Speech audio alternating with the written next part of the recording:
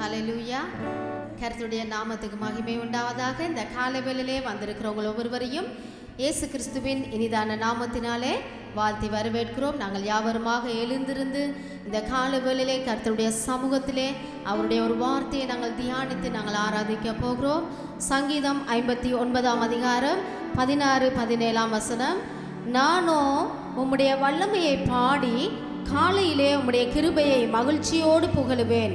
எனக்கு நெருக்கம் உண்டான நாளிலே நீர் எனக்கு தஞ்சமும் உயர்ந்த அடைக்கலமும் ஆனீர். என் பெலனே உம்மை கீர்த்தனம் பண்ணுவேன்.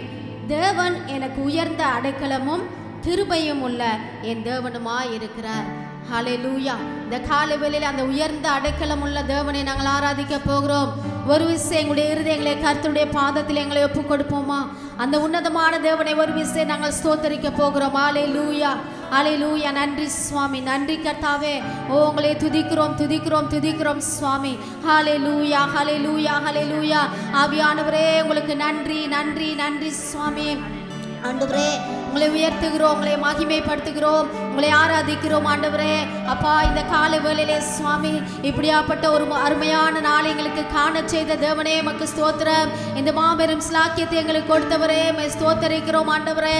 உம்மை துதிக்க, உம்மை ஸ்தோத்தரிக்க, உம்மை ஆராதிக்க உம்முடைய சமூகத்திலே சுவாமி நாங்கள் நின்று உம்மை மகிழ்ச்சியோடு ஆராதிக்கிற அந்த வல்லமை எங்களுக்கு கொடுத்த கிருபைக்காக ஸ்தோத்திரம். இந்த காலை வேளையிலே ஆவியானவரே எங்கள் மத்தியிலே இறங்கி வாங்க. எங்களுடைய ஒவ்வொரு இருதயங்களையும் தொடுங்க கர்த்தாவே. எங்களோடு இடைப்படுங்க, எங்களோடு பேசுங்க கர்த்தாவே. எங்களை தொடுங்க தகப்பனே ராஜா. உம்முடைய தொடுகிற இந்த காலவெளியிலே காண எங்களுக்கு கிருபை செய்யுங்க சுவாமி. ஹல்லேலூயா, ஹல்லேலூயா. ஆவியானவரே இந்த ஆராதனை முற்றிலுமாக நீங்க வழி நடத்துங்க ஆண்டவரே. நீங்க நடத்தும்படியாக ஜெபிக்கிறோம், நீங்க பேசும்படியாக ஜெபிக்கிறோம் கர்த்தாவே. உம்முடைய கரத்திலே ஒப்பு கொடுக்கிறோம் சுவாமி. ஹல்லேலூயா, ஹல்லேலூயா, ஹல்லேலூயா. நன்றி சுவாமி, நன்றி கர்த்தாவே. நாங்கள் அப்படியே நின்ற வண்ணமாக நாங்கள் பாட போகிறோம். கர்த்தர் எங்களுடைய வாழ்க்கையிலே வந்தது நிமித்தமாக இந்த காலை வேளையிலே நாங்கள் நிறைவோடு இந்த ஸ்தானத்திலே வந்து அவரை துதிக்க வந்திருக்கிறோம். ஆகவே உற்சாகத்தோடு கரங்களை தட்டி நாங்கள் பாடுவோம். ஓ எந்த நுள்ளம் நீர் வந்ததால் என் வாழ்க்கையிலே எல்லாமே நிறைந்திருக்கிறது என்பதாக. ஹல்லேலூயா, ஹல்லேலூயா.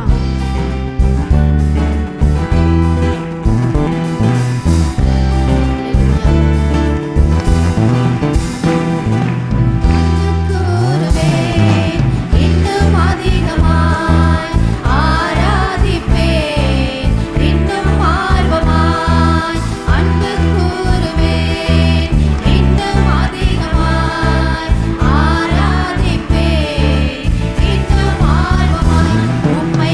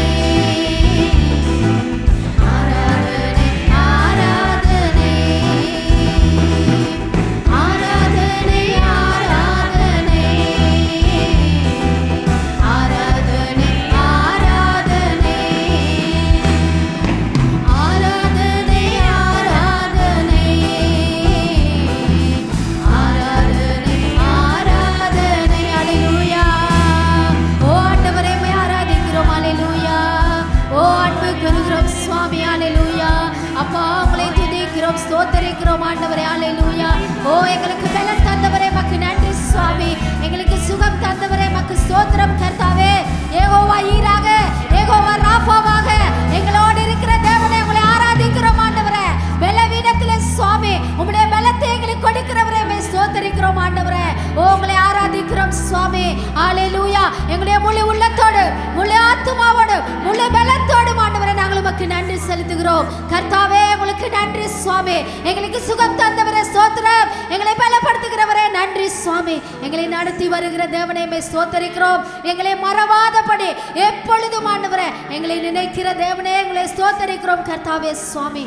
தாய் தன் பாலகனை மறந்தாலும் ஆண்டவரே நீர் எங்களை ஒருபோதும் மறவாத தேவன் கர்த்தாவே.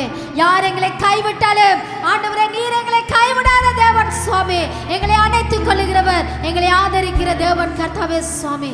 எப்பொழுதும் எங்களை மறவாமல் எங்களை வழி நடத்துகிற தேவனை ஆராதிக்கிறோம். ஹalleluya, ஹalleluya. நன்றி சுவாமி.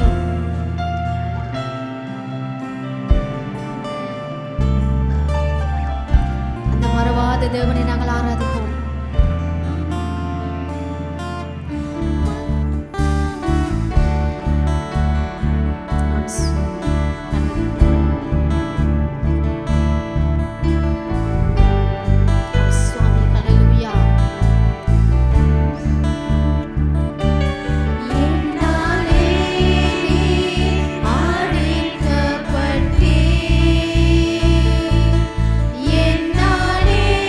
நீ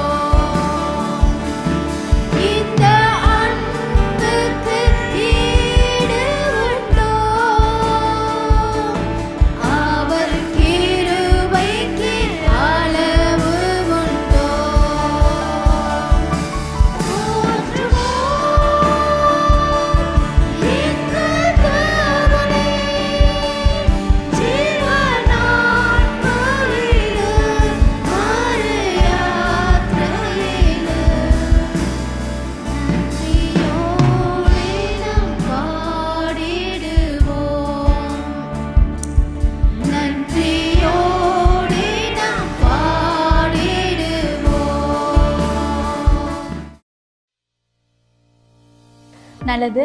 உங்கள் ஒவ்வொருவரையும் இயேசு கிறிஸ்துவின் இனிதான நாமத்தினாலே வாழ்த்தி வரவேற்கிறேன். எம்முடைய இணையதளத்திற்குள்ளாக நடைபெறுகிற ஆராதனைகள் தமிழ் ஆராதனை காலை 7 மணிக்கும், சிங்கள ஆராதனை காலை 8:30க்கும், ஆங்கில ஆராதனை 10 மணிக்கும் நடைபெறுகிறது. அதே போலவே நேரிலே சபைக்கு வந்து தேவனை தொழுது கொள்ள விரும்புவீர்களானால் கிருளப்பனையில் இருக்கிற கல்வாரி சபையிலே நீங்கள் எங்களோடு கூட இணைந்து கலந்து கொள்ள முடியும். அங்கு நடைபெறுகிற ஆராதனைகள் தமிழ் ஆராதனை காலை 7 மணிக்கும், சிங்கள ஆராதனை காலை 10:30க்கும், ஆங்கில ஆராதனை காலை 10 மணிக்கும் நடைபெறுகிறது. அதே போல் இணையதளத்தினூடாக உங்களால் எங்களோடு கலந்து கொள்ள முடியாவிட்டால் வாட்ஸ்அப் ஊடாக ஆடியோக்களை கேட்டு நீங்கள் தேவனை துதிக்க முடியும். ஆகவே திரையிலே காணப்படுகிற இந்த எண்ணிற்கு உங்களது பெயரையும் உங்களது தொலைபேசி இலக்கத்தையும் நீங்கள் அனுப்புவீர்களானால் எங்களால் முடியும். ஆராதனை ஆடியோக்களை உங்களுக்கு அனுப்பி வைக்க நீங்கள் அதில் கேட்டு தேவனை ஆராதிக்க முடியும். அதே போலவே உங்களுக்கு ஜெப தேவைகள் எதுவும் தேவையாயின், ஆலோசனைகள் தேவையாயின் இந்த வாட்ஸ்அப் இலக்கத்திற்கு உங்களால் அழைக்க முடியும். எம்முடைய ஊழியர்கள் உங்களுக்காக ஜெபிக்கவும் ஆலோசனைகள் அளிக்கவும் ஆயத்தமாக இருக்கிறார்கள். அதே போலவே இப்பொழுது தேவனுடைய வார்த்தையை கேட்பதற்காக நாங்கள் ஆயத்தமாக இருப்போம். இந்த காலை வேளையில் உங்களோடு நான் ஒரு வார்த்தை பகிர்ந்து கொள்ள விரும்புகிறேன். அப்போஸ்தலர் 5ஆம் அதிகாரத்தில் நாங்கள் முதல் வசனம் தொடர்ந்து 5ஆம் வசனம் வரை எங்களுடைய கவனிப்பை நாங்கள் செலுத்துவோமாக. அனனியா என்னும் பேருள்ள ஒருவனும் அவனுடைய மனைவி ஆகிய சப்பிராலும் தங்கள் காணியாட்சியை விற்றார்கள். தன் மனைவி அறிய அவன் கிரியத்திலே ஒரு பங்கை வஞ்சித்து வைத்து ஒரு பங்கை கொண்டு வந்து அப்போஸ்தலருடைய பாதத்திலே வைத்தான். பேதுரு அவனை நோக்கி, அனனியாவே, நிலத்தின் கிரியத்தில் ஒரு பங்கை வஞ்சித்து வைத்து பரிசுத்த ஆவியானிடத்தில் பொய் சொல்லும்படி சாத்தான் உன் இருதயத்தை நிரப்பினதென்ன? அதை விற்கும் முன்னே அது உன்னுடையதாய் இருக்கவில்லையோ? அதை விற்ற பின்பும் அதன் கிரயம் உன் வசத்திலே இருக்கவில்லையோ? நீ உன் இருதயத்திலே இப்படிப்பட்ட எண்ணம் கொண்டதென்ன?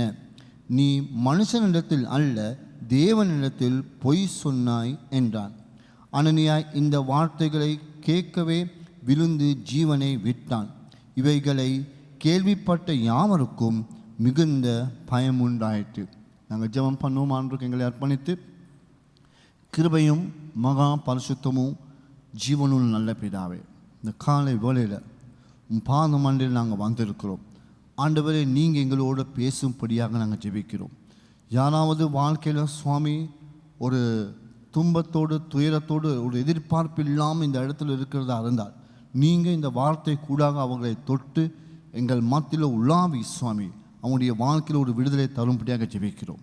ஆகவே சுவாமி, நாங்கள் திறன் கொண்டு பலன் கொண்டு சுவாமி புதிய ஒரு விசுவாசத்தோடு புதிய ஒரு நம்பிக்கையோடு உம்மண்டையில் நாங்கள் வரத்தக்கதாக இந்த வார்த்தை எங்களை ஊக்கப்படுத்தும்படியாகவும் சுவாமி நாங்கள் போகிறதான பாதையிலிருந்து திரும்பத்தக்கதாக ஆண்டவர் எங்களோட பேசும்படியாகவும் சுவாமி இந்த வார்த்தை நான் அர்ப்பணிக்கிறேன். இந்த இடத்துல நாங்கள் அர்ப்பணிக்கிறோம். எங்களுடைய மனசுக்கு தொல்லையாக இருக்கிற சுவாமி எல்லாம் பிரச்சனைகள் நீக்கி சுவாமி இந்த வார்த்தைக்கு சரியான செவிமடுத்தத்தக்கதான கிருபை எங்களுக்கு அளிக்கும்படியாக ஜெபிக்கிறோம். என்னை தாழ்த்துறேன் ஆண்டவரை, நீர் தாமே என்னோடு இருந்து பேசும்படியாகவும் ஜெபிக்கிறேன். இயேசுவின் நாமத்தில் நான் கேட்கும் நல்ல பிதாவே, ஆமேன் ஆமேன். நன்றி. தயவு செய்து நாங்கள் அமர்ந்து கொள்வோம். இன்று நான் இந்த காலை வேளையில் உங்கள் மத்தியில் பேச விரும்புகிறேன். ஆவியானவருக்கு விரோதமாக செய்கிறதான செயல் அல்லது தேவனுக்கு விரோதமாக நாங்கள் செய்கிறதான செயல் எப்படிப்பட்டதாக இருக்குது? தேவன் எங்களுக்கு பேசுகிறது அல்லது தேவன் எங்களுக்கு வழி நடத்துறதுக்கு நாங்கள் கீழ்ப்படிவோம் என்கிறதான அந்த தலைப்பில் உங்கள் மத்தியில் பேச விரும்புகிறேன். அன்று பெந்தெகோஸ்து நாளிலே ஆரம்பிக்கப்பட்ட சபை, அந்த காலகட்டத்திலே நடந்த ஒரு சம்பவத்தை குறித்து தான் நாங்கள் வாசித்தோம். இதுக்கு ஒரு பின்னணியை நாங்கள் பார்க்குறதா இருந்தால், இந்த பின்னணி நாங்கள் பார்க்குறோம் 4ஆம் அதிகாரத்திலே தொடர்ச்சியாக அந்த காலகட்டத்திலே சபையில் ஆவியானவர் சபையில் இறங்கி வந்து கிரியை செய்யும் பொழுது சபையில் ஜனங்கள் விசுவாசிகள் தன்னுடைய வாழ்க்கையில் தனக்கு ஏவப்பட்டது போல அவர்கள் தன்னுடைய கிரியைகளை ஆண்டவருக்கு அர்ப்பணித்து ஆண்டவருக்கு ஊழியம் செய்து கொண்டு வந்தார்கள். அப்புறம் நாங்கள் பார்க்குறோம், பாருங்கள் 34ஆம் வசனம் தொடர்ந்து நாங்கள் பார்க்கும் பொழுது அந்த காலகட்டத்தில் ஜனங்கள், அதாவது விசுவாசிகள் அங்கே செய்த காரியத்தை குறித்து எங்களுக்கு சொல்லப்பட்டிருக்குது. நாங்கள் பார்ப்போம். 34ஆம் வசனம் பாருங்கள். நிலங்களையும் வீடுகளையும் உடையவர்கள் அவைகளை விற்று விற்கப்பட்டவைகளின் கிரியத்தை கொண்டு வந்து அப்போஸ்தலருடைய பாதத்திலே வைத்தார்கள். அவனவனுக்கு தேவையானதற்கு தக்கதாய் பகிர்ந்து கொடுக்கப்பட்டது. அவர்களின் ஒருவனுக்கும் ஒன்றும் குறைவாய் இருக்கிறதில்லை. அங்கே நாங்கள் வாசிக்கிறோம், அந்த காலகட்டத்திலே விசுவாசிகள் சபைக்கு வருகிறவர்கள் அவர்கள் என்ன செய்தார்கள் என்று சொன்னால், தங்களுடைய காணிகளை அல்லது தன்னுடைய வீடு உடையவர்களை, சொந்த வீடுகளை, காணிகளை அவர்கள் விற்று அந்த பணத்தை கொண்டு வந்து சபைக்கு கொண்டு வந்தார்கள். அப்படி அவர்கள் கொண்டு வந்து இந்த சபையில் வைத்து தேவனுடைய நாமத்தை மகிமைப்படுத்தினார்கள். 36ஆம் வசனத்தை நாங்கள் பார்க்கிறோம். சீப்புர தீவானும் லேவியனும் அப்போஸ்தலராலே ஆறுதலின் மகன் என்று அர்த்தம் கொள்ளும் பர்னபா என்னும் மறுபெயர் பெற்றவன் ஆகிய யோசே என்பவன் தனக்கு உண்டாயிருந்த நிலையத்தை விற்று அதன் கிரயத்தை கொண்டு வந்து அப்போஸ்தலருடைய பாதத்திலே வைத்தான். பர்னபா என்கிறதான ஒரு மனிதன், அங்கே நாங்கள் பார்க்கணும், அவர் இந்த அப்போஸ்தலர் நீங்கள் தொடர்ந்து வாசிக்கிறது அவர் ஊழியம் செய்கிறவராக இருக்க, அவர்களும் கூட தன்னுடைய காணிக்கை அல்லது அந்த நிலத்தை விற்று அந்த காணிக்கை கொண்டு வந்து அப்போஸ்தலருடைய பாதத்தில் வைத்தார்கள். இப்படி சபையில் அங்கே உள்ளவர்கள் யாவரும் தனக்கு ஏவப்பட்டது போல, பரிசுத்த ஆவியானவர் தன்னுடைய வாழ்க்கையில் ஏவப்பட்டது போல தனக்கு ஆண்டவருக்கு கீழ்ப்படிந்து அவர்கள் காரியங்கள் செய்து கொண்டு வந்தார்கள். அப்படி செய்து கொண்டு வருகிற நேரத்தில் தான் 5ஆம் அதிகாரத்தில் இந்த சம்பவம் நாங்கள் வாசிக்கிறதான சம்பவம் அங்கே நடக்குது. அனனியா என்னும் பேருள்ள ஒருவனும் அவனுடைய மனைவி ஆகிய சப்பீராலும் தங்கள் காணியாட்சியை விற்றார்கள். அனனியா சப்பீராங்கிறதான ஒரு குடும்பம் அங்கே அந்த காலகட்டத்திலே ஆண்டவருக்கு முன்பதாக வாழ்ந்து கொண்டிருந்தாங்க. இவர்கள் ஆண்டவரை அறிந்தவர்களாக, ஆண்டவரை தெரிந்த ஒரு குடும்பமாக அங்கே காணப்பட்டார்கள். அப்படி அவர்களும் என்ன செய்தார்கள் என்று சொன்னால், அவர்களும் மற்றவர்கள் செய்கிறது போல தன்னுடைய வாழ்க்கையில் ஆண்டவர் தனக்கு பேசினது போல அல்லது ஆண்டவர் தனக்கு வழிநடத்தினது போல தன்னுடைய வாழ்க்கையில் அவங்க ஒரு தீர்மானம் எடுத்தாங்க. தன்னுடைய காணியையும் தனக்கு இருக்கிறதான நிலத்தையும் விற்று அந்த விற்ற பணத்தை அப்போஸ்தலருடைய பாதத்திலே கொண்டு வந்து போடத்தக்கதாக அவர்கள் தீர்மானித்தார்கள். 2ஆம் வசனத்தை நாங்கள் பார்க்குறோம். தன் மனைவி அறிய அவன் கிரியத்திலே ஒரு பங்கை வஞ்சித்து வைத்து ஒரு பங்கை கொண்டு வந்து அப்போஸ்தலருடைய பாதத்திலே வைத்தான். இந்த 2 பேரும் இடையில் என்ன நடந்ததுன்னு சொன்னால், அவர்கள் 2 பேரும் சம்பாசித்து பேசி கலந்துரையாடி ஒரு தீர்மானம் எடுத்தார்கள். ஒரு பங்கை தனக்கு வைத்து ஒரு பங்கை கொண்டு வந்து ஊழியக்காரனுடைய பாதத்திலே வைத்தார்கள். அந்த சபையில் 3ஆம் வசனத்தை நாங்கள் பார்க்குறோம். பேதுரு, பரிசுத்த ஆவியானவரால் வழிநடத்தப்பட்ட பேதுரு அவனை நோக்கி, அனனியாவே, நிலத்தின் கிரியத்தில் ஒரு பங்கை வஞ்சித்து வைத்து பரிசுத்த ஆவியானிடத்தில் பொய் சொல்லும்படி சாத்தான் உன் இருதயத்தை நிரப்பினது என்ன என்று அவர் கேட்கிறார். ஒரு பங்கை நீ வஞ்சித்து வைத்து ஒரு பங்கை கொண்டு வரத்தக்க அவர் சொல்கிறார், பரிசுத்த ஆவியானவரிடத்தில் பொய் சொல்லும்படி சாத்தான் உன் இருதயத்தை நிரப்புதல் என்ன என்று சொல்லி அவர் கேட்கிறார். பாருங்க, இங்கே இந்த அனனியாலும் சப்பீராவும் அவருடைய மனைவியும் சேர்ந்து இந்த இடத்துல வந்து சொன்ன காரியத்தை, அவங்க செய்த காரியத்தை ஊழியக்காரனாகிய பேதுரு முன்பதாக வரும்போது, பேதுரு பரிசுத்த ஆவியானவரை பிரதிபலிக்கிறவராக, பிரகடனம் செய்கிறவராக அவர் முன்பதாக நின்று கொண்டு அனனியாவை பார்த்து ஒரு கேள்வி கேட்கிறார். என்ன கேள்வி? அவர் சொல்லுறாரு, பாருங்க, இந்த ஒரு பங்கை நீ வஞ்சித்து வைத்து பரிசுத்த ஆவியானவருக்கு பொய் சொல்லத்தக்கதாக சாத்தான் உன் இருதயத்தை நிரப்பினது என்ன? ஆவியானவர் உன்னை வழிநடத்தி கொண்டு வந்தார், ஆவியானவர் உன்னோட பேசினார், ஆவியானவர் சொன்ன விஷயத்துக்கு நீ கீழ்ப்படிந்து அதுபடி நடந்து அதுபடி செயல்பட்டு கிரியை செய்து கொண்டு வந்து இப்பொழுது பரிசுத்த ஆவியானவருக்கு முன்பதாக பொய் சொல்லத்தக்கதாகவும் சாத்தானின் இருதயத்தை நிரப்பினதுக்கு காரணம் என்ன?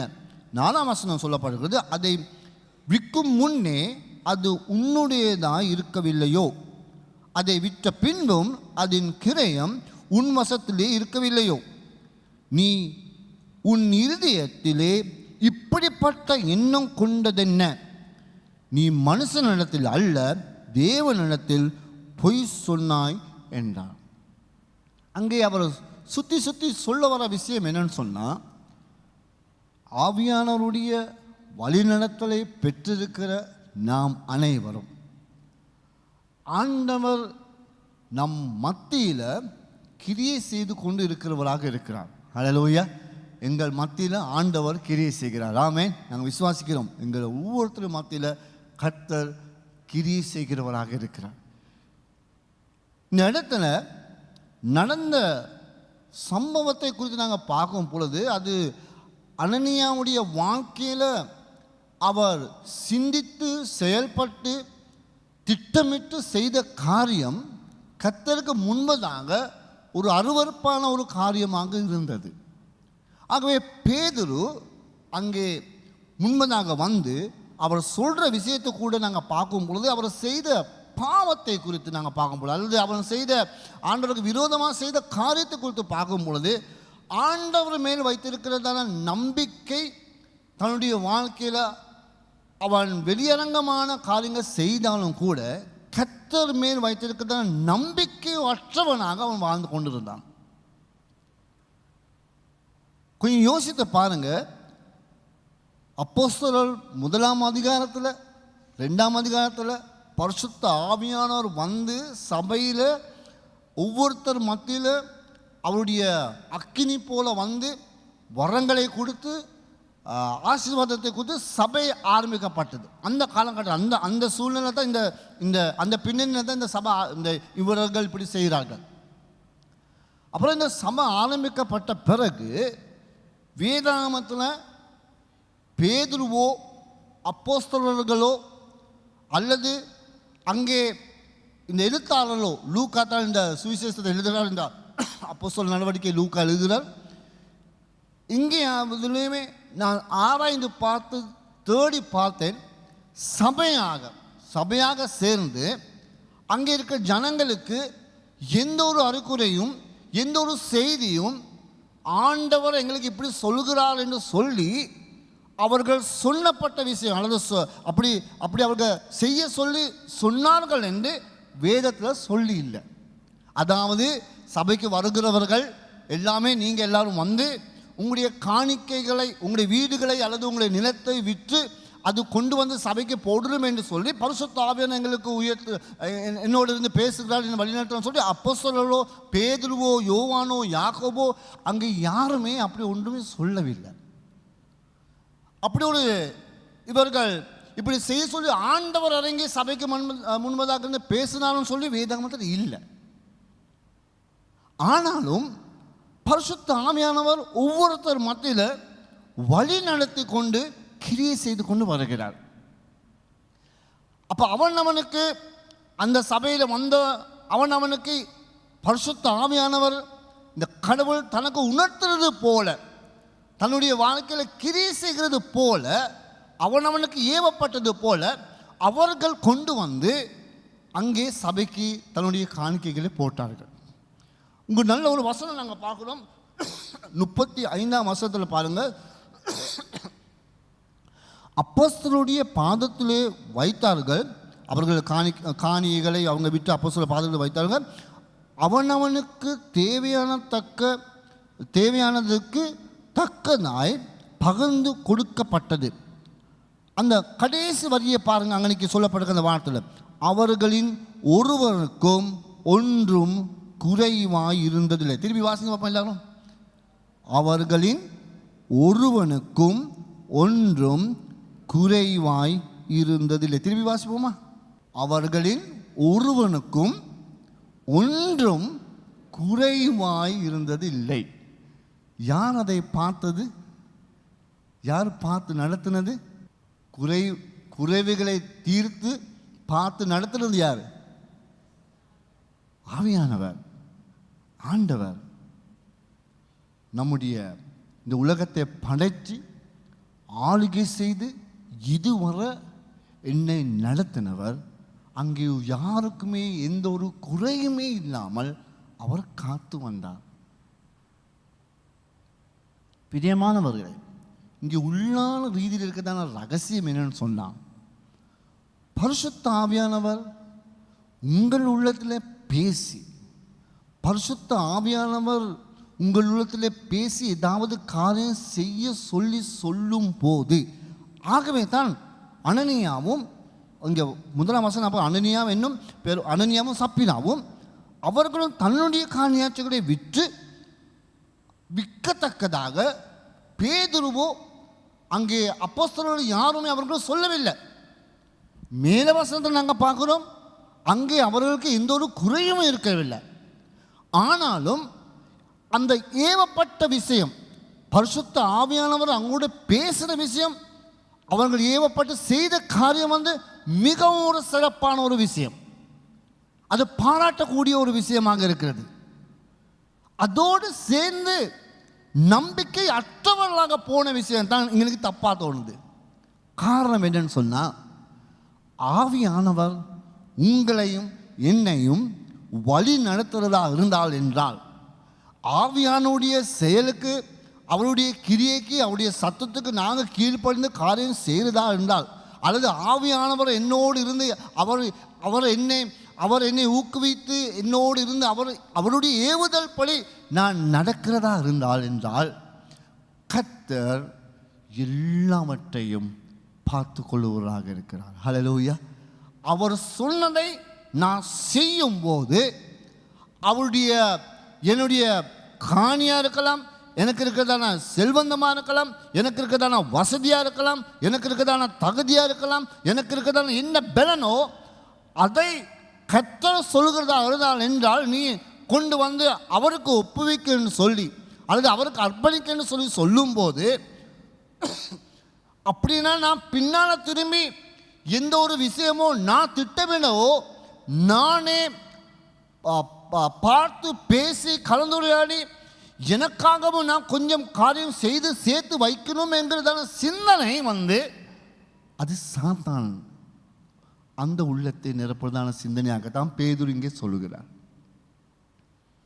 நான் உங்களுக்கு சொல்றது, பரிசுத்த ஆவியானவர் என் உள்ளத்தில் என்னோடு இருந்து நான் உன்னை பார்த்து கொள்வேன் என்று சொல்லும் போது, சாத்தான் எங்களுடைய உள்ளத்தை நிரப்புவான். சாத்தான் சிந்திக்க அல்லது சிந்திக்க வைப்பான்.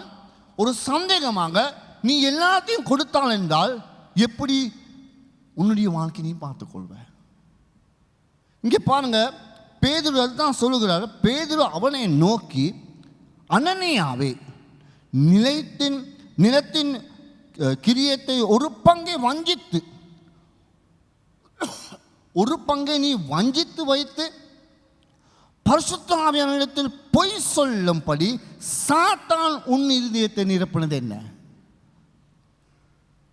ஆண்டவர் என்னோடு இருந்து எந்த காலமும் எந்த சூழ்நிலையும் நான் ஆண்டவருக்காக பணிந்து காரியம் செய்யும் பொழுது, அந்த ஆண்டவர் என்னை நடத்தி என்னை பார்த்து கொள்ளுகிறவராக இருக்கிறார். ஹல்லேலூயா.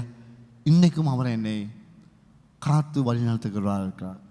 ஆனால் எங்களுடைய உள்ளங்களில், பல உள்ளங்களிலே சந்தேகமும், பல உள்ளங்களிலே எப்படி இந்த ஆண்டவர் உண்மையானவர் ஆண்டவரா, அல்லது இந்த ஆண்டவர் என்னுடைய வாழ்க்கையில் என்னை நடத்தி செல்வாரா, என்னை கொண்டு செல்வாரா, என்னோட வருவாரா, என்னோடு இருப்பாரா? இவ்வளோ துன்பங்கள், கஷ்டங்கள், துயரங்கள் நான் போகுதே, நான் தனிமையில் இருக்கிறேனே, அல்லது நான் வாழ்க்கையில் ஒரு சில நேரத்தில் நான் விழுந்து போகிறேனே, என்னை தாங்கிறதுக்கு யாரும் இல்லை, என்னை நேசமாய் பாசமாய் பார்த்து ஆறுதல் சொல்கிறதுக்கு எனக்கு யாருமே இல்லையே, நான் விழுந்து போகிற நேரமெல்லாம் என்னை பார்த்து எனக்கு தூக்கி சுமந்து என்னை வழிநடத்துவதற்கு யாருமே இல்லைன்னு சொல்லி சில நேரம் சாத்தான் எங்களுடைய உள்ளத்தில் சில காரியங்கள், சில விதைகளை விதைக்கலாம்.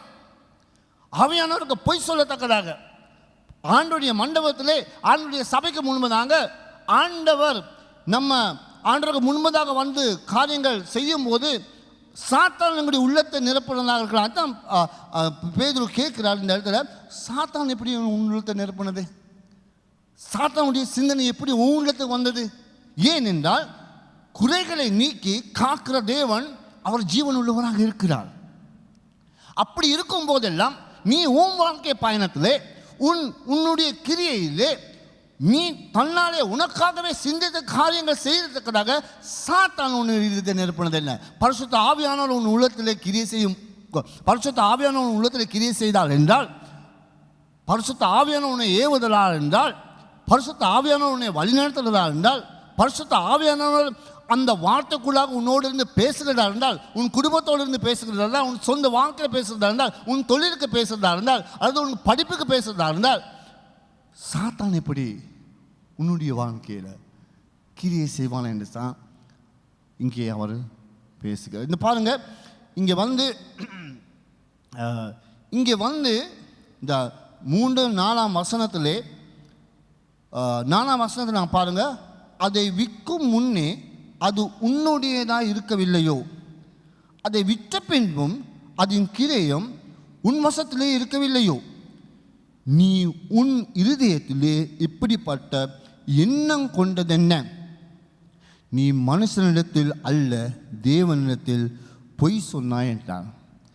பாருங்க, இங்கே பேதுரு என்ன சொல்கிறாருன்னு சொல்லி, முதலாவது அவர் சொல்ல வர விஷயம் என்னன்னு சொன்னால், நான் உன் காணிக்கை அல்லது அப்போஸ்தலர்களோ சபையோ யாருமே இந்த காணிக்கை கேட்க இல்லையே. அந்த காணியை விற்ற பின்பு விற்கிறதுக்கு முன்பதாகவே அது உன் கையில் வசமாக தான் இருந்தது, அது உனக்கு பொறுப்பாக தான் இருந்தது, உன்னுடைய கையில் பலனாக தான் இருந்தது. விற்ற பின்பும் அந்த பணம், அந்த தொகை வந்து அதுவும் உனக்கு சொந்தமாக தான் இருந்தது, அதுவும் உன்னுடைய கைவசத்தில் தான் இருந்தது.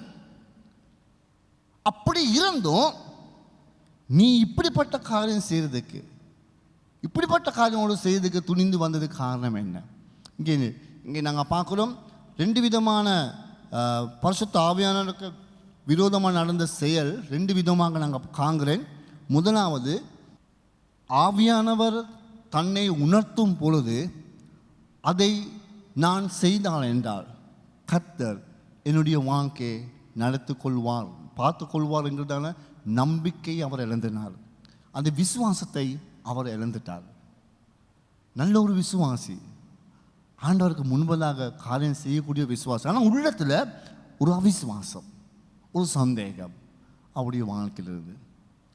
நாங்கள் ஆண்டவரை துதிக்கிறவர்கள், ஆண்டவரை நமஸ்கரிக்கிறவர்கள், ஆண்டவரோடு நாங்கள் உறவாடி ஆண்டவருடைய வசனத்தை கேட்கிறவர்கள், ஆண்டவருடைய பாதத்தில் நடக்கிறவர்கள், நிச்சயமாக இந்த தேவன் மெய்யான கடவுள்னு நாங்கள் விசுவாசிக்கிறவர்கள்.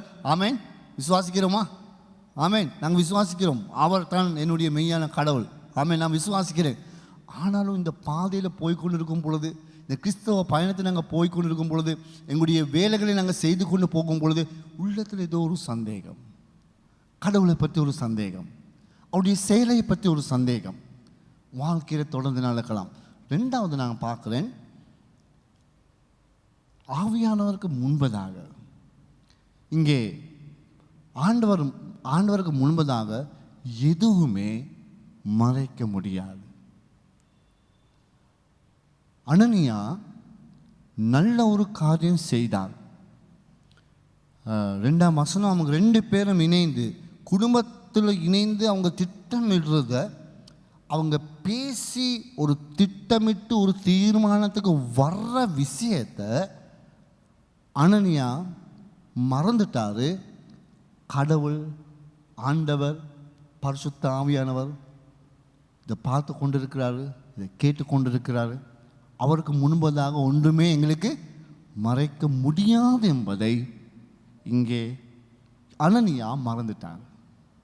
சில நேரம் நாங்கள் காரியங்கள் ஆண்டவருக்கு முன்பதாக காரியங்கள் செய்து கொண்டு ஆண்டுடைய நாமத்தில் நாங்கள் வாழ்ந்து கொண்டு வருகிறோம். பிரியமானவர்களே, நம் அனைவருக்கும் ஒரு எச்சரிக்கை உண்டு. நம் அனைவரும் ஆண்டவருக்கு முன்பதாக செய்தன செயலை ஆண்டவர் எல்லாத்தையும் பார்த்து கொண்டு இருக்கிறவராக இருக்கிறார். ஹல்லேலூயா. எல்லாத்தையும் பார்த்து கொண்டு இருக்கிறவராக இருக்கிறார். கடவுளுக்கு முன்பதாக எங்களுடைய வாழ்க்கையில் ஒன்றுமே மறைக்க முடியாது. எங்களுக்கு எங்களுடைய செயலை சில விஷயங்கள் நாங்கள் மறைக்கலாம். வெளியரங்கமான தோட்டத்தில் பார்க்கணும், உள்ளத்தில் சில காரியங்கள் நாங்கள் மறைத்து காரியங்கள் செய்யலாம். ஆனால் தேவன் அது எல்லாத்தையும் பார்த்து கொண்டு இருக்கிறவராக இருக்கிறார். எல்லாத்தையும் பார்த்து கொண்டு இருக்கிறவராக இருக்கிறார். ஆனால் கடவுள் எங்களை நேசிக்கிறவராகவும் இருக்கிறார். ஹல்லேலூயா. எங்களை நேசித்து எங்களை வழிநடத்துகிறவனாக இருக்கிறார். அது மட்டும் அல்லாமல் இந்த 2-3 வசனத்திலே பேதுரு சொல்லுகிறதான காரியங்கள் கூடாங்க நம்முடைய கடவுள் எப்படிப்பட்டவர் என்று அங்கே ஒரு விளக்கணம் அவர் எங்களுக்கு தருகிறார். அதாவது இப்போ சொல்லுமே, உதாரணத்துக்கு அந்த அந்த நேரத்தில் பேதுரு கொஞ்சம் ஓரத்தில் வச்சு, சரியா, எங்களை கொஞ்சம் எடுத்துக்கொள்வோம். நான் இருக்கிறேன் அந்த இடத்துல, சரியா. பேதுரு அப்போஸ்தலராக அபிஷேகப்பட்டு ஆண்டவர் தெரிந்து கொள்ளப்பட்ட அப்போஸ்தலருடைய போதகங்கள் படிப்பினைகள் மத்தியில் தான் சபை உருவாக்கி கொண்டு இதுவரை சபை நடந்து கொண்டு இருக்குது, சரியா.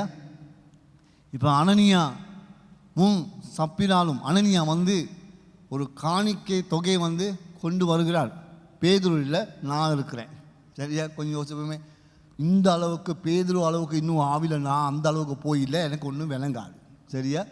அப்போ இந்த காணிக்கை கொண்டு வந்த உடனே சாதாரணமாக நாங்கள் என்ன யோசிப்போம்? இவர் நல்ல ஒரு ஊழியத்தை ஆண்டவருக்கு முன்பதாக நல்ல ஒரு பணியை செய்கிறார், இல்லையா. ஆண்டவருக்கு முன்பதாக நல்ல ஒரு பணியை செய்கிறார். இவர் தன்னுடைய நிலத்தை விற்று அந்த காணிக்கை கொண்டு வந்து சர்ச்சுக்கு போடுறாரு.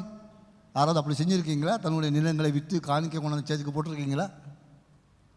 வெளியரங்கமான தோட்டத்திலே கடவுளுக்கு முன்பதாக சிறப்பான ஒரு காரியம் இங்கே அனனியா செய்கிறார்.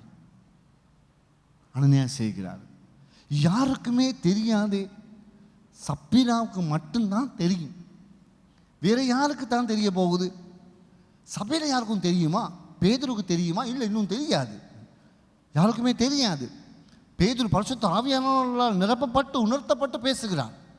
சபைக்கு கொண்டு வந்த உடனே அவர் என்னத்தை சொல்ல வருகிறார்? உன்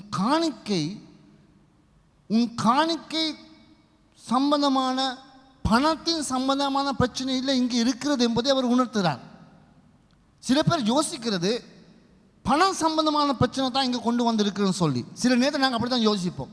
இங்கே பணத்துக்கு பார்க்கிலும் அவர் செய்த ஊழியத்தை பார்க்கிலும் வெளியரங்கமான தோட்டத்திலே நாங்கள் கடவுளை ஆண்டவரை அலங்கரிக்க, வர்ணிக்க, உயர்த்த காரியங்கள் செய்ய எங்களுடைய வாழ்க்கையில் நாங்கள் முன்வந்து காரியம் செய்ததாக இருந்தாலும் கூட என்னுடைய ஆண்டவர் வெளியே மனிதனை பார்க்கறது போல அல்ல, அவர் என்னுடைய உள்ளத்தை பார்க்கிறவர் என்கிறதை குறித்து சபைக்கு இங்கே உணர்த்துகிறார். சில நேரம் நாங்கள் யோசிக்கலாம், வெளியரங்கமான தோட்டத்திலே நாங்கள் பல காரியங்கள் ஆண்டவருக்கு செய்கிறோம் தானே, ஆண்டவருக்கு ஊழியம் எல்லாம் நாங்கள் செய்கிறோம் தானே, ஆண்டவரை நாங்கள் நாமத்தை வழிநடத்துகிறோம் தானே, மேடையிலெல்லாம் நாங்கள் ஊழியம் செய்கிறோம், நான் கூட பிரசங்கம் பண்ணுறேன் தானே, ஆண்டவருக்கு முன்பதாக ஹோம்ஸில் நான் போகிறேன் தானே, அல்லது நான் சண்டே ஸ்கூல் நான் டீச் பண்ணுறேன் தானே, பல காரியங்கள் நான் செய்கிறேன். வெளியரங்கமான தோட்டத்தில் வெளியரங்கமாக காரியங்கள் நாங்கள் செய்து கொண்டு இருந்தாலும் கூட ஆண்டவர் நாங்கள் இன்றைக்கு சாதாரணமாக அமர்ந்திருந்தாலும், மேலே இருந்தாலும், ஊழியம் செய்தாலும், பிரசங்கம் பண்ணி கொண்டு இருந்தாலும் கர்த்தர் எதை பார்க்கிறார்? என் உள்ளத்தை பார்க்கிறவராக இருக்கிறார். என் உள்ளத்தை பார்க்கிறவராக இருக்கிறார். நான் சாத்தானுக்கு நிரம்பி இருக்கிறவனா, சாத்தானுடைய சிந்தனை நிலைமை இருக்கிறவனா, பரிசுத்த ஆவியானவரை ஏமாற்றுகிறவனாக இருக்கிறவனா, அல்லது நான் தேவனுக்கு முன்பதாக உண்மையான கருத்தோடு இருக்கிறவனா என்று சொல்லி ஆண்டவர் எங்களை சிந்திக்கிறவராக இருக்கிறார். சில நேரம் நாங்கள் கோடிக்கணக்கான கணக்கு கொண்டு சபைக்கு கொடுக்கலாம், பல ஊழியங்கள் நாங்கள் ஆண்டவர் முன்பதாக செய்யலாம். அதெல்லாம் மேல், அதெல்லாம் உயர்த்தப்பட்டது பாராட்டக்கூடிய காரியங்கள், விஷயங்கள் தான் எல்லாமே. சில நேரம் நாங்கள் ஊழியத்துக்காக வாஞ்சி உள்ளவர்களாக நாங்கள் இருக்கலாம், அதுவும் நல்லது. ஆண்டவருக்கு முன்பதாக, பரிசுத்த ஆவியானவருக்கு முன்பதாக நான் துணிஞ்சு எப்பொழுதுமே ஊழியம் செய்கிறது தான் என்னுடைய வாழ்க்கையில் நிம்மதி சமாதானம். என்னுடைய வாழ்க்கையில் ஆண்டவருக்காக ஊழியம் செய்கிறது. ஆனால் அதை பார்க்கிலும் கர்த்தர் என்னுடைய ஊழியம் செய்கிறதுனால என்னை வழிநடத்துவது கிடையாது, என்னை உயர்த்துறது கிடையாது. நான் ஒவ்வொரு நாளும் அதிகாலையில் எழும்பி காரியங்கள் செய்கிறேனே, அதுக்காக கர்த்தர் என்னை உயர்த்துறது கிடையாது. இல்லை, அப்படி செய்ய மாட்டார் ஒரு நாளும். ஆண்டவர் என்னுடைய வாழ்க்கையில் என்னுடைய இதயத்தை பார்க்கிறவராக இருக்கிறார். பிரியமானவர்களே, இந்த காலை வேளையில் உங்களுடைய இருதயம் எப்படிப்பட்டது? ஆண்டவருக்கு முன்பதாக, கடவுளுக்கு முன்பதாக ஆண்டவர் என்னுடைய வெளிரங்கமான தோட்டத்தில் இருக்கிறதான அவருடைய வர்ணிப்பை பார்க்கிலும் அவர் என்னுடைய உள்ளத்தை பார்க்கிறவராக இருக்கிறார். இன்று காலை வேளையில் வெளியரங்கமாக நீங்கள் ஒன்றுமே செய்யாமல் இருந்தாலும் கூட, ஒன்றுமே என்னால் இந்த சபைக்கு ஒன்றுமே நடக்கலைன்னு நீங்கள் யோசிக்கிறதா இருக்கலாம். ஆனால் உங்களுடைய உள்ளத்தை பார்த்து உங்களை கனப்படுத்துகிற தேவன் இருக்கிறார். ஹல்லேலூயா. ஆனால் நீ மறந்த விஷயம் என்னன்னு சொன்னான், என்னை பார்க்கிறவர், என்னை நடத்துகிறவரை அவன் மறந்து ஆண்டவருடைய ஞானத்திலே, ஆண்டவருடைய வழிநடத்திலே, அவருடைய பார்வையிலே அவன் சிந்தியாமல் தன்னுடைய திட்டத்தை, தன்னுடைய வசதியை, தனக்கு வாழ்க்கை தேவையானதை சிந்தித்து ஒரு தவறு செய்தான். ரெண்டாவது, ஆண்டவருக்கு முன்பதாக நாங்கள் செய்கிறதான காரியம் ஆண்டவர் அவ்வளோ அதை பார்க்காமலும் அவர் பெருசாக அதை எடுக்க மாட்டார் என்கிறதான ஒரு சிந்தனை. கடவுளுக்கு முன்பதாக எதுவும் எப்படி எங்களுக்கு நடக்கலாம் என்கிறதான ஒரு சிந்தனை. ஆண்டவருக்கு முன்பதாக காரியங்கள் செய்து அங்கே இங்கும் பாஞ்சு போகலாம் என்ற ஒரு சிந்தனை. அதுக்கும் பார்க்கிலும் வெளியரங்கமான காரியத்தை பார்த்தா போதும், கடவுள் அதை பார்த்து ஆசீர்வதிப்பாருங்கிறதான சிந்தனை அவனுடைய உள்ளத்தில் இருந்தது. பரிசுத்த ஆவியானவர் என்னை பலப்படுத்துகிற தேவனாக இருக்கிறார். அவர் என் உள்ளத்தை பார்க்கிறவராக இருக்கிறார். உள்ளத்தை பார்க்கிறவர் என் உள்ளம் வந்து, ஆண்டவரே நான் பலவீனமாக இருக்கிறேன், ஐயோ நான் நான் பாவம் செய்துட்டேன், நான் பொய் சொல்லிட்டேன், என்னை மன்னிச்சு கொடுங்க. என் பெற்றோருக்கு விரோதமாக நான் செயல்பட்டுட்டேன் ஆண்டவரே, உமக்கு விரோதமாக செயல்பட்டுட்டேன், சபைக்கு விரோதமாக செயல்பட்டுட்டேன், ஊழியத்துக்கு விரோதமாக செயல்பட்டுட்டேன். ஆண்டவரே, நான் எவ்வளோ தூரம் அதை மறைச்சி வைக்க ட்ரை பண்ணுறேனோ, கர்த்தர் வந்து பார்த்து கொண்டு இருக்கிறார். கர்த்தர் இப்பொழுதும் எங்களோடு உள்ளத்தை பேசுகிறார். அதுக்கு பிறகு இங்கே பாருங்கள், ஆண்டவர் என்னை நடத்தினவரை மறந்து இவன் இப்படி கிரியை செய்யும் பொழுது 8ஆம் வசனத்தில், அப்பொழுது அவனை விழுந்தார்கள், அப்பொழுது வாலிபர்கள் வந்து அவனை அடக்கம் பண்ணார்கள். 8ஆம் வசனம், 7ஆம் வசனம் படம்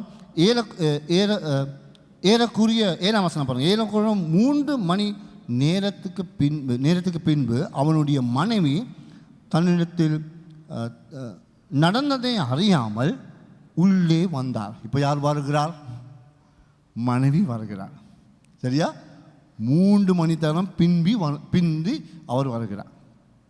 வரும் பொழுது பேதுரு ஐயா அங்கே இருக்கிறார். பேதுரு தான். பேதுரு அவளை நோக்கி, நிலையத்தில் இவ்வளவுக்கு தானா விற்றீர்கள், எனக்கு சொல் என்றான். அப்படி ஒரு 3 மணி நேரம் ஆகிட்டு மனைவி வாரா சர்ச்சுக்கு தன்னுடைய கணவனை தேடிக்கொண்டு, என்னடா இந்த மனுஷன் சர்ச்சுக்கு போனால் இன்னும் காணோம் என்று சொல்லி மனைவி வாரா. நம்முடைய சபையெல்லாம் கணவர் மார்க்க தேடிக்கொண்டு போவாங்க மனைவி, ஆனால் மனைவி தேடிக்கொண்டு வரா கணவனை. ஐயா சர்ச்சுக்கு போனார், அங்கே என்ன நடந்துட்டோ, ஆக்சிடெண்ட் ஏதாவது போயிட்டோ, மேலே கீழே போயிட்டாரோ, வந்தவரை இன்னும் காணுமே என்று சொல்லி சர்ச்சுக்கு வாரான். வந்த உடனே பேதுரு ஐயா அன்னைக்கு நிற்கிறாரு. நின்று அவர் கேட்குறாரு, இந்த அளவுக்கா நீங்கள் உங்களுடைய நிலத்தை விற்றீர்கள் என்று சொல்லி கேட்குறாரு. இப்படி கேட்கும் போதே இந்த மனைவிக்கு என்ன நினச்சிருக்கணும்? ஆஹா, என்னமோ ஒன்று இங்கே உள்ளே நடந்திருக்குதுன்னு சொல்லி தோண வேணாமா? என்னமோ ஒன்று நடந்திருக்குது, கணவனையும் காணமே, எங்கே ஐயா அவரை சேர்ச்சில் ஒரு பக்கமும் காணோம், அவரும் இல்லை, என்னமோ ஒன்று நடந்திருக்குதுன்னு சொல்லி கொஞ்சம் சார் யோசிக்க வேணாமா? பேதுரு இந்த இடத்துல கேட்ட விஷயம் என்ன? கேட்ட விஷயம் அவன் பரிசுத்த ஆவியானவர் இடத்திலே பரிசுத்த ஆவியானவருக்கு முன்பதாக நிற்கிற ஒரு ஊழியக்காரனாக அங்கே அவர் பிரதிபலித்து கொண்டு நின்று அவர் கேட்கிறார். அவள் என்ன பதில் சொல்கிறாள்? ஆம், இவ்வளவு தான் என்றான். அந்த நேரமாவது, ஐயா எங்களை கொஞ்சம் மன்னிச்சு கொள்ளுங்க ஐயா, இந்த மனுஷன் கொஞ்சம் எனக்கு சொன்னாங்க, நாங்கள் கொஞ்சம் எடுத்து வச்சுக்கொள்வோன்னு சொல்லி நான் சொன்னேன், வேணாம் வேணாம் இப்படி செய்யாதன்னு சொல்லி கேட்கவில்லையே என்று சொல்லி, ஐயா எங்களை கொஞ்சம் மன்னிச்சு கொள்ளுங்க, தப்பு நடந்துட்டு ஐயா சொல்லி ஒரு வார்த்தை சொல்லி இருந்தால் இந்த சம்பவம் இப்படி நடந்திருக்காது. நான் நினைக்கிறேன் இந்த 2வது தருணம் அவர்களுக்கு கொடுக்கப்பட்டது மனம் திரும்ப பேசப்படுகிறது. ஆனால் இவள் இந்த இடத்துல எடுத்தது இது பேதுரு தனக்கு ஏதோ சொல்கிறார், தன்னுடைய வாழ்க்கையில் தேவையில்லாத விஷயத்துக்கு கை போடுறார் என்று சொல்லி அவர் யோசித்து கொண்டிருக்கலாம். ஆனால் பேதுரு ஒரு சந்தர்ப்பத்தை கொடுக்கிறார் மனம் திரும்ப. ஆனால் இவர்கள் 2 பேரும் இணைந்து காரியம் செய்த நிமித்தமாக தப்பாகவே போகணும், தானும் கூட பொய் சொல்லத்தக்கதாக துணிந்து வரத்தக்கதாக தப்பு அல்லது தவறு பாவம் அந்த அளவுக்கு அவர்களே தள்ளப்பட்டு இருக்குது. நாங்கள் ஏனோ தானொன்று யதார்த்தமாக பொய் சொல்வது கிடையாது, யதார்த்தமாக நாங்கள் காரியம் செய்வது கிடையாது, தப்பி தவறு நடந்துட்டுன்னு சொல்லி காரியங்கள் செய்வது கிடையாது. திட்டமிட்டு பரிசுத்த ஆவியானவரோட ஏவுதலை நினைச்சு அதை பார்த்து அதை நாங்கள் நல்லா தெரிஞ்சு அறிஞ்சு தான் காரியங்கள் நாங்கள் செய்கிறது. கிறிஸ்தவர்களாக இருக்க நாம் அனைவரும். ஆனாலும் இந்த இடத்துல ஒரு வார்த்தை அவர் சொல்லியிருந்தாள் என்றால், ஒரு வார்த்தை சொல்லியிருந்தால் கர்த்தர் நிச்சயமாக மன்னித்து வாழ்க்கையை கொடுத்துருப்பார். நாங்கள் எல்லாருமே மறைக்க போகிறவங்க, நாங்கள் எல்லாமே நித்திய காலம் இங்கே வாழ மாட்டோம், நாங்கள் எல்லாமே சாக இருக்கிறவங்க, செத்து போவோம், இந்தாண்டாண்டு இருக்கிறோம், எந்த நேரம் போயிடுவோம் தெரியாது இல்லையா? சில நேரத்தில் ராத்திரி மாறுபடைப்பு வருது, தலைவலி வருது, அந்த வலி வருது. இப்போ நேரம் இந்த காலத்தில் என்னது ஒரு வலி வந்தால் பட்ட நாங்கள் யோசிக்க வேண்டியது இருக்குது, அந்த வலி வருமோ இந்த வலி வருமோ, அப்படி வருமோ இப்படி வருமோ, பல சிந்தனைகள் எனக்கு வருது. ஆனால் ஆண்டவர் ஒரு சந்தர்ப்பத்தை எனக்கு தருகிறார். இந்த மனைவியும் பேதுருக்கு முன்பதாக அனனியா சொன்னதே சொல்கிறார். அவ்வளவுதான். அந்த உடனே கர்த்தருடைய ஆவியானவருக்கு முன்பதாக சோதிக்கிறதுக்கு நீங்கள் ஒருமனப்பட்டதென்ன? ஆண்டவரை சோதிக்க நீங்கள் ஏன் ஒருமனப்பட்டிருக்கீங்க என்று சொல்லி அவர் அந்த வேளையில், இதோ உன் புருஷன் அடக்கம் பண்ணினவர்களுடைய கால்கள் வாசல் படியிலே வந்து இருக்கிறது, உன்னையும் வெளியே கொண்டு போவார்கள் என்றார். இப்பொழுது தான் உன் கணவனை அடக்கம் பண்ணி கொண்டு வந்தார்கள், அவர்கள் வர்றார்கள் உன்னையும் கொண்டு போக. ஏன் இந்த சம்பவம் இப்படி நடந்தது? கர்த்தர் இன்னைக்கு சபையோடு பேசுகிறார். நாங்கள் ஆண்டவர் முன்பதாக நான் விசுவாசிக்கிறேன், என்னை பார்த்து என்னை வழிநடத்துகிற தேவன் என்னோடு இருக்கிறார். ஹல்லேலூயா. அவர் என்னை வழிநடத்துகிறவராக இருக்கிறார். அவருக்கு முன்பதாக எங்களுடைய வாழ்க்கையில் செய்கிறதான எந்த கிரியையும் அவர் மறைக்க முடியாத அவர் பார்த்து கொண்டு இருக்கிறார். நாங்கள் வெளியிலே செய்த காரியங்களை விட கர்த்தர் என்னுடைய உள்ளத்தை பார்த்து ஆறுதல் படுத்துகிறவராக இருக்கிறார். அதோடு மனம் திரும்புகிறவர்களுடைய வாழ்க்கையில் இந்த ஆவியானவர் கிரியை செய்து புது பலனை தந்து எங்களை வழிநடத்தக்கூடாது இருக்கிறார். ஹல்லேலூயா. இந்த காலை வேளையில் நாங்கள் எங்களுடைய வாழ்க்கையை அர்ப்பணித்து நாங்கள் மனம் திரும்பி பலனற்றவனாக நம்பிக்கையற்றவனாக விசுவாசத்தை இழந்தவர்களாக இருக்கிறதா இருந்தால் இந்த வேளையில் ஆண்டவருக்கு முழுவதாக எங்களை அர்ப்பணிப்போமாக. பரிசுத்த ஆவியானவர் எங்கள் மத்தியில் கிரியை செய்ய வேண்டும் என்று நாங்கள் ஆண்டவரை கேட்போம். ஆண்டவரை என் உள்ளத்தில் வாங்க என்று சொல்லி நாங்கள் கேட்போம். என்னுடைய குடும்பத்துக்கு வாங்க, என்னுடைய உள்ளத்தை நிரப்புங்க, என்னுடைய வாழ்க்கையை நிரப்புங்க ஆண்டவரே, என்னுடைய மனதை மாற்றுங்க என்று சொல்லி நாங்கள் ஆண்டவருக்கு அர்ப்பணிப்போம். கர்த்தர் உங்களுடைய உள்ளத்தை பேசுகிறார். ஆகவே இந்த காலை வேளையில் நாங்கள் எளிமை நின்று ஆண்டவருக்கு எங்களை அர்ப்பணிப்போம். கர்த்தாவே, நீர் என் மத்தியில் வாசம் பண்ணுகிற தேவனாக இருக்கிறோம். உமக்கு முன்பதாக என்னுடைய முழு உள்ளத்திலான அந்த பலியை செலுத்த சுவாமி நீர் எனக்கு ஆசீர்வதிங்க என்று சொல்லி நாங்கள் எங்களை ஆண்டவருக்கு அர்ப்பணிப்போம். ஆவியானவர் எங்கள் மத்தியில் ஆசீர்வாடுகிறார். அந்த பரிசுத்த ஆவியானவருக்கு நாங்கள் இடம் கொடுப்போம்.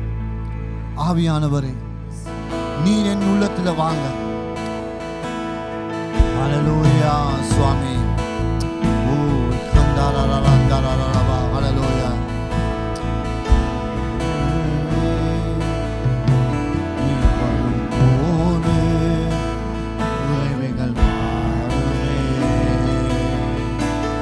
நிறைவான ஆவியானவரே, எங்களுடைய உள்ளத்தை நாங்கள் அர்ப்பணிப்போம்.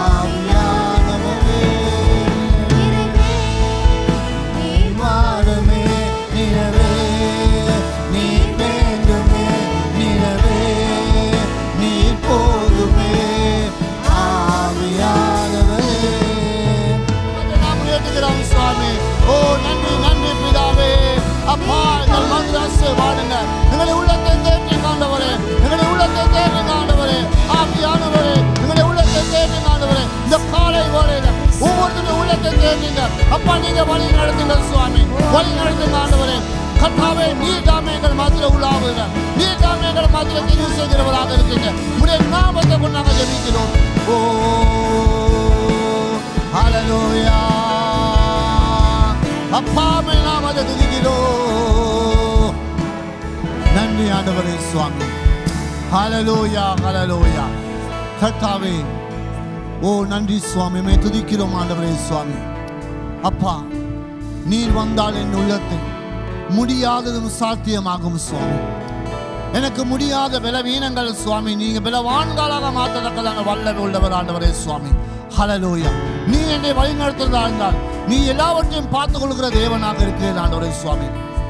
ஹல்லேலூயா. சுவாமியை நாம் துதிக்கிறோம் ஆண்டவரே.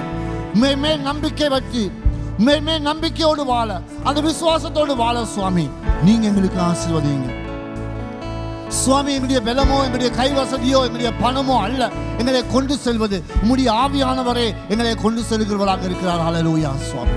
உம்மை துதிக்கிறோம். இந்த காலை வேளையில உம் பாதம் அண்டை நாங்கள் வருகிறோம். இதோ எங்கள் மத்தியில் வாசம் பண்ணுகிற எங்கள் நல்ல பிதாவே, சபை மத்தியில் வாசம் பண்ணி சுவாமி பலனற்றவர்களாக இருக்கிறவர்களாக இருக்கலாம், விசுவாசத்தை இழந்தவர்களாக இருக்கிறதா என்றால் சுவாமி நீங்க அவர்களை வாழ்க்கையை புதுப்பித்து புது பலனை தந்து வழி நடத்தி ஆசீர்வதிக்கும்படியாக ஜெபிக்கிறோம். யாராகலும் ஐயோ நான் பாவம் செய்துட்டேன், உண்மை நான் அசட்டை பண்ணிட்டேன், ஐயோ என்னுடைய வாழ்க்கையில எனக்கு நிம்மதி இல்லை என்று சொல்லுவதா இருந்தால் இப்பொழுது நீங்க தொட்டு கல்வாரி மலையில் வருகிறதான அந்த இரத்தினாலே கழுவி சுத்திகரித்து புதிய ஜீவனை தரும்படியாக நான் ஜெபிக்கிறேன். இப்பொழுது தேவனுடைய கிருபையும் குமாரனுடைய அன்பு பாசம் இரக்கமும் தயவும் பரிசுத்த ஆவியானுடைய வழி நடத்தலும் இன்றும் என்றும் எப்பொழுதும் எங்களோடு இருப்பதாக. ஆமேன், ஆமேன், ஆமேன், ஆமேன்.